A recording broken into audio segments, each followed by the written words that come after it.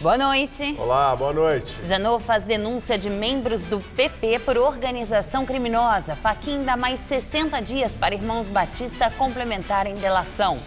Novo delator diz que o ministro da Saúde, Ricardo Barros, negociou cargo no governo do Paraná por mesada de R$15 mil. E afirma ainda que pagou propina também para o governador Beto Richa, do PSDB. O Ministério Público Federal pede absolvição do ex-presidente Lula e do banqueiro André Esteves, dentro da ação penal que investigava a compra do silêncio do ex-diretor da Petrobras, Nestor Cerveró. E MP pede também que Delcídio do Amaral perca benefícios da delação. Puxado pelo consumo das famílias, o PIB cresce no segundo trimestre com alta de 0,2%. E depois de extensa agenda na China, o presidente Temer comemorou o resultado da economia. Você acompanha essas e outras notícias após o intervalo. Até já. Ministro Edson Fachin dá mais 60 dias para os irmãos Batista, da JBS Friboi, complementarem a delação. Para Fachin, estender o prazo, que terminaria ontem, não gera mudança substancial no acordo e pode trazer maior eficácia à colaboração premiada. Nesta quinta, os delatores entregaram cerca de 40 novos anexos. São e-mails, agendas e planilhas de contabilidade, nas quais está registrado o repasse de dinheiro da JBS Friboi para mais de 1.800 políticos. Documentos para comprovar o que foi dito nos depoimentos. Há também detalhes sobre os contratos das empresas do grupo com o BNDES, que indicariam gestão fraudulenta nas operações do banco, nas gestões de Lula e Dilma. Há também novas gravações feitas por Joesley Batista. São diálogos que tinham sido apagados do gravador pelo empresário e que estavam no computador dele. Os arquivos deletados já tinham sido recuperados pela Polícia Federal durante a perícia no aparelho que Joesley usou para gravar a conversa com Temer no porão do Palácio do Jaburu. Um dos ministros do governo estaria no áudio. Para não ser acusado de omissão, Joesley decidiu enviar tudo. Em entrevista à revista Veja, Joesley Batista ataca o presidente. Esse Temer que você vê na televisão é falso. O Temer verdadeiro é o que eu gravei, que sempre foi muito direto. Ele pedia dinheiro mesmo, diz o empresário. Joesley afirma ainda que os anexos vão revelar outras organizações criminosas e que a sociedade talvez diga: o Joesley teve imunidade, mas olha como ele ajudou a desbaratar a corrupção. Por causa do acordo que isentou os irmãos Batista do cumprimento de qualquer pena, o procurador-geral Rodrigo Janot acabou alvo de críticas. Se ficar constatado que houve omissão por parte dos delatores, o acordo pode ser revisto. Em nota, o Palácio do Planalto criticou o doleiro Lúcio Funaro. A delação dele deve ser homologada nos próximos dias. Sob sigilos, o conteúdo dos depoimentos deve ser usado pela Procuradoria-Geral da República numa segunda denúncia contra o presidente Michel Temer. Na delação, ele teria dito que o PMDBista sabia dos esquemas de corrupção na Caixa Econômica Federal e que o dinheiro abasteceu o PMDB. O texto do Planalto afirma que a suposta delação do doleiro traz inconsistências e incoerências próprias de sua trajetória de crimes. A nota ainda diz que o presidente Michel Temer não trata de ficções e invenções. A assessoria do presidente nega ainda que ele tenha obstruído a justiça e questiona a credibilidade de Funaro como delator. O Tribunal Regional Federal de São Paulo suspendeu por 15 dias a Assembleia Extraordinária de Acionistas da JBS, que seria hoje de manhã. A liminar foi concedida pelo TRF a pedido da FB Participações, do Banco Original e do Banco Original do Agronegócio, empresas da família Batista, que controla o frigorífico. Na reunião, seria votado o afastamento da família Batista do comando da JBS, a pedido do BNDES, que é sócio minoritário. Em parceria inédita, a TV Gazeta exibe, a partir de domingo, documentários produzidos pela TV Guangdong. A emissora estatal chinesa também vai transmitir conteúdo produzido pela Gazeta. Prepare-se para embarcar numa viagem surpreendente.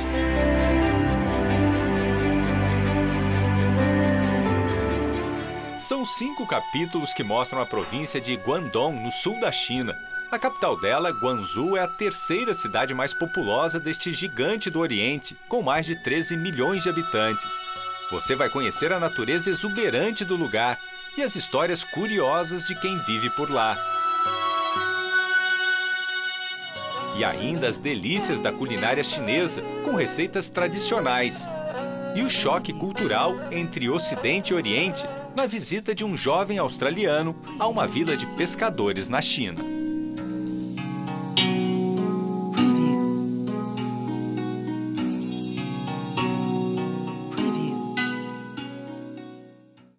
A agenda do presidente Temer na China foi extensa. Em encontro com o presidente chinês, Temer assinou 14 acordos. Depois da reunião, ele comemorou o resultado do PIB. No primeiro compromisso, Temer participou de uma cerimônia na Praça da Paz Celestial, em Pequim. Ao fim da cerimônia, Temer seguiu para um encontro com o presidente da Conferência Consultiva Política do Povo Chinês, Yu Zhengsheng. A conferência é composta por integrantes do Partido Comunista Chinês. Depois, o PMDBista se reuniu com o primeiro-ministro do país. Logo em seguida, Michel Temer foi recebido pelo presidente da China, Xi Jinping, no Grande Palácio do Povo. Segundo o governo, Temer e o colega chinês assinaram 14 atos internacionais. Entre as parcerias internacionais fechadas com o governo chinês está licenciamento da fase 2 da usina de Belo Monte e acordos para a finalização de vistos de turismo e de negócios entre os dois países. Após a reunião, Michel Temer comemorou o resultado do PIB. O Brasil está crescendo, está se recuperando. Vocês viram os 720 mil empregos nesses 90 dias, né? Também revelação de que o Brasil está melhorando. E nós todos estamos impressionadíssimos com o interesse da China pelo Brasil. Amanhã, Temer se encontra com empresários num seminário onde ele deve apresentar o plano de concessão e privatização. São 57 projetos. No domingo, Temer vai participar da cúpula do BRICS. Pelo cronograma oficial, a previsão é que Temer chegue ao Brasil no dia 6. Mas o presidente estuda a possibilidade de antecipar o retorno ao Brasil. Isso porque existe a expectativa do Procurador-Geral da República, Rodrigo Janot, de denunciar Michel Temer ao Supremo Tribunal Federal nos próximos dias. E a ideia, então, é estar já na terça-feira aqui no Brasil para começar as negociações com a base aliada. Além da possível nova renúncia, Temer também tem a preocupação com votações importantes no Congresso, principalmente da meta fiscal. Na madrugada de ontem, o governo não conseguiu concluir a votação que autoriza aumentar o déficit primário de 139 bilhões de reais para 159 bilhões em 2017. Com isto, o Planalto foi obrigado a enviar ao Legislativo a proposta de orçamento da União de 2018, com as previsões de receitas e despesas desatualizadas. Delator da Operação Quadro Negro diz que o ministro da Saúde, Ricardo Barros, do PP, negociou cargo no governo tucano do Paraná por mesada de R$15 mil. Ele afirma que pagou propina também para o governador Beto Richa, do PSDB. Eduardo Lopes de Souza, dono da construtora Valor, disse que negociou diretamente com o ministro, que na época era deputado federal, a compra do cargo de assistente na vice-governadoria para uma funcionária da empresa. Assim, ela atuaria junto à Secretaria de Estado da Educação, tratando de assuntos de interesse da Valor no esquema investigado pela Quadro Negro. A Polícia Civil apura o desvio de R$20 milhões em obras de reformas e construções de escolas estaduais no estado. Pelo menos 10 contratos firmados entre a construtora Valor e a Secretaria de Estado da Educação entre os anos de 2011 e 2014 são alvos da investigação. Em muitos casos, os fiscais assinavam relatórios de andamento das obras sem nunca terem ido aos locais. Segundo Souza, o pagamento da mesada, no valor de R$15 mil mensais, era feito ao cunhado do ministro da Saúde, Juliano Borghetti, irmão de Cida Borghetti, do PP, que é mulher de Barros e vice-governadora da gestão de Beto Richa, do PSDB. Ele afirmou que Borghetti, que é ex-vereador de Curitiba, ia buscar o dinheiro na construtora Valor. Ele chegou a ser preso em uma das fases da operação em 2015. O delator, que ainda não teve o acordo homologado pelo Supremo Tribunal Federal, afirmou que pagou R$12 milhões de propina a um intermediário do governador do Paraná, o tucano Beto Richa. De acordo com o empreiteiro, parte dos valores foi entregue em um banheiro de uma secretaria e dentro de caixas de vinho. Ele destacou também que pagou até meados de junho de 2015 uma mesada para o tucano, que seria usada para financiar a campanha de Beto Richa ao Senado, do irmão dele, Pepe Richa, para deputado federal e do filho do governador Marcelo Richa para deputado estadual no ano que vem. O ministro da Saúde, Ricardo Barros, e o cunhado dele, Juliano Borghetti, negaram que os pagamentos feitos por Eduardo Souza, dono da construtora Valor, tenham ligação com a compra de um cargo da vice-governadoria. Ambos afirmam que Borghetti recebeu da Valor porque trabalhou por cerca de 3 meses na construtora como período de experiência. O governador Beto Richa também negou as acusações e classificou as declarações como afirmações mentirosas de um criminoso que busca amenizar a pena. O Ministério Público Federal pediu a absolvição do ex-presidente Lula e do banqueiro André Esteves na ação penal que investigava a compra do silêncio do ex-diretor da Petrobras, Nestor Cerveró.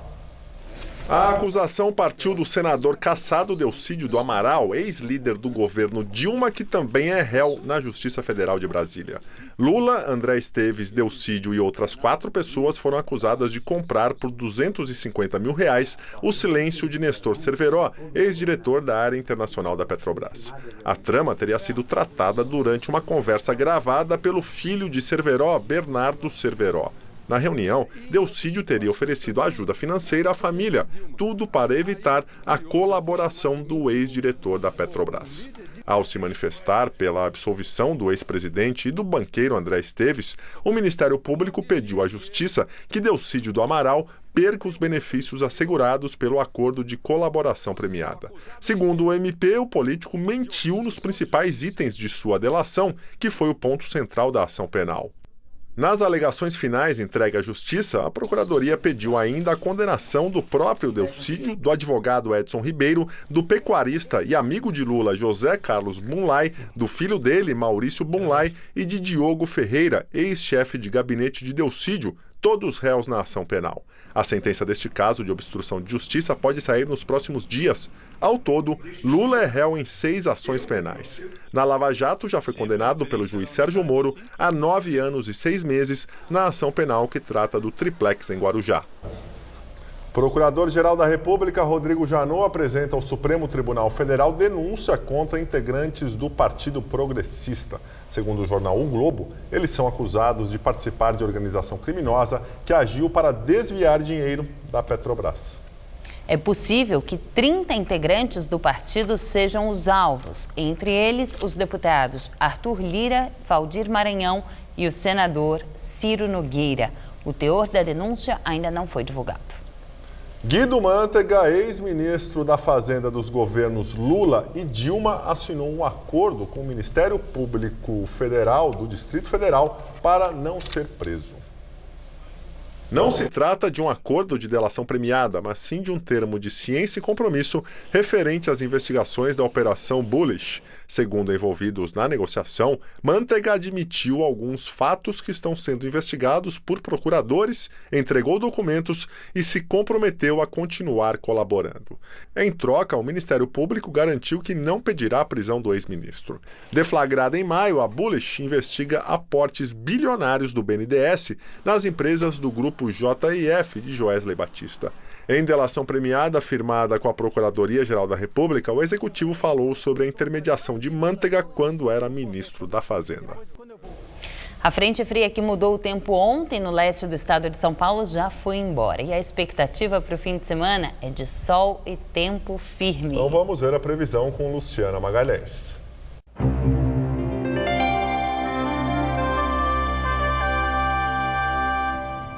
O fim de semana vai ser proveitoso para o paulistano, pois teremos poucas nuvens no céu, vai fazer calor à tarde com temperatura subindo, mas lembrando que as noites ainda serão frias. Amanhã, máxima de 25 graus, no domingo, máxima de 27 e na segunda-feira, calor de até 29 graus. Depois de uma semana, a tempestade Harvey deslocou mais de 1 milhão de pessoas e deixou pelo menos 46 mortos. A população de Houston, uma das cidades mais atingidas pelo Harvey, começa a voltar para casa. Famílias tentam salvar móveis e outros pertences. Enquanto no Texas e na Louisiana a água começou a baixar, nos estados de Arkansas e Ohio, as autoridades estão atentas para alagamentos. De acordo com a entidade Brazilian Foundation, cerca de 340 brasileiros que estão nos Estados Unidos foram afetados pela tempestade. Na Colômbia, a antiga guerrilha FARC se apresenta como partido político e mantém a mesma sigla. As Forças Armadas Revolucionárias da Colômbia entram na política como Força Alternativa Revolucionária do Comum. O símbolo escolhido para a sigla foi uma rosa vermelha. As FARC assinaram um acordo de paz em novembro do ano passado, depois de 4 anos de negociações. Em agosto, o grupo concluiu a entrega de armas ao governo do presidente Juan Manuel Santos. Em 52 anos, o conflito entre guerrilheiros paramilitares e forças de segurança na Colômbia deixou quase 7,5 milhões de vítimas, entre mortos, desaparecidos e deslocados.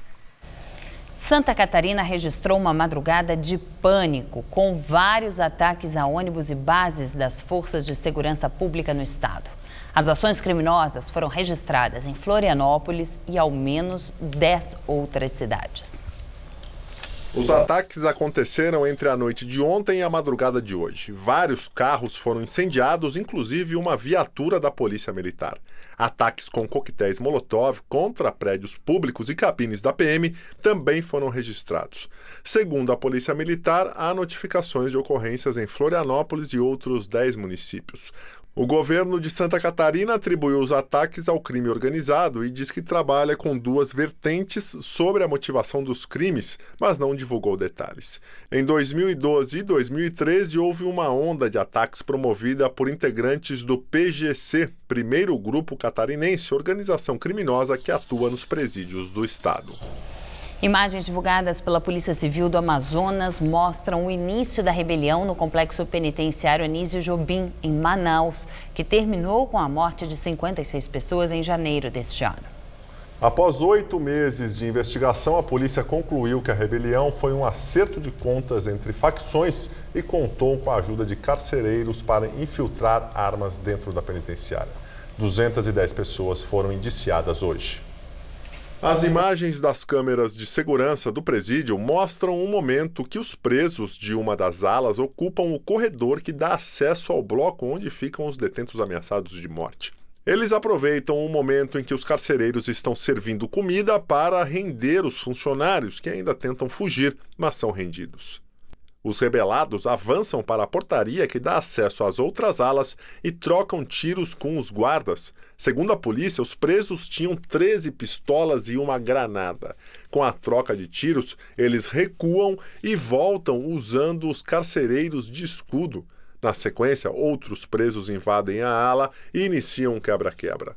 Para se protegerem, alguns internos inimigos ainda colocam fogo em colchões, mas mesmo assim a rebelião gerou 56 mortes, muitas delas por decapitação. A ação durou 17 horas e, segundo o inquérito da Polícia Civil, o ato foi um acerto de contas entre facções do presídio. Pelo menos 210 pessoas foram indiciadas pelos crimes. Agora a economia. O produto interno bruto cresceu no segundo trimestre, puxado pelo consumo das famílias brasileiras. A soma de todas as riquezas produzidas pelo país teve alta de 0,2%. No período, o consumo das famílias subiu 1,4% e foi o destaque dos indicadores do PIB depois de 9 trimestres de queda. Foi o segundo trimestre seguido de alta do Produto Interno Bruto brasileiro. E agora o comentário de economia com Vinícius Torres Freire. A economia do Brasil corria o risco de sofrer uma recaída na recessão neste ano. Quer dizer, voltaria a andar para trás por causa das lambanças do grampo de Michel Temer e da nova onda de imundície política. Pois bem, a economia aguentou. Pela primeira vez desde 2014, o país cresceu um tiquinho no semestre. Ou seja, a primeira metade deste ano foi melhor do que a primeira metade do ano passado. Favor prestar atenção. Essa melhorazinha não acontecia faz 3 anos. É uma esperança, enfim.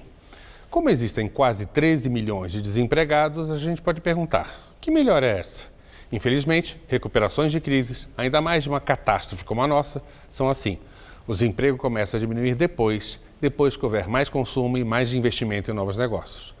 Mesmo assim, também o desemprego começou a diminuir devagarinho. Além do mais, desde fevereiro, o rendimento do trabalho dos brasileiros, todos somados, a massa salarial, está crescendo. E há mais sinais em agosto de que a melhora continuou. Mas por que tudo ainda vai tão devagar? Porque não há investimento em novas construções, em obras, novas empresas ou em expansão de empresas. Por quê? Primeiro, porque as empresas têm capacidade de sobra, podem produzir mais do que vendem. Logo, não precisam se expandir, criar novos negócios ou contratar mais gente. Segundo, porque a construção civil ainda está uma desgraça.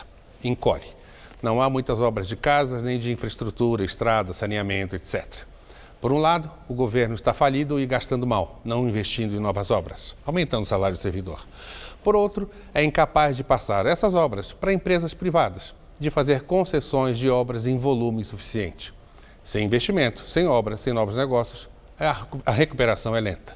Sobra para o consumo. A melhora da economia depende da volta de compras das famílias, mas na média as famílias ainda estão endividadas, embora um pouco menos. Ainda há muito desemprego, que piora a situação. E ainda mais, também os juros caem muito devagar nos bancos. As pessoas, com medo da vida dura, estão pegando pouco crédito e os bancos ainda estão na retranca. No entanto, se a política não atrapalhar uma dificuldade, 2018 vai ser melhor. Sim, ainda deve ser um ano medíocre, na média do crescimento do país nos últimos 20 anos.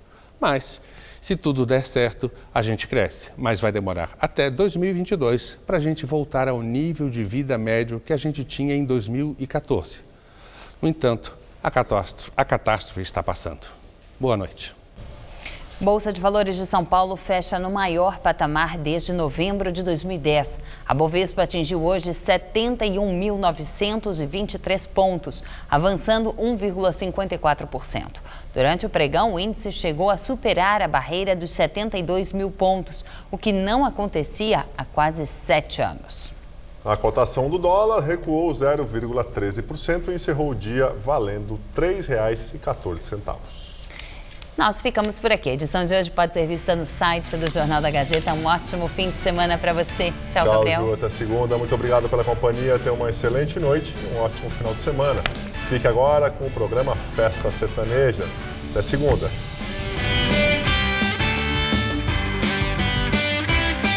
Você tem uma viagem marcada para o outro lado do mundo. Não perca a estreia do Conexão Brasil-China.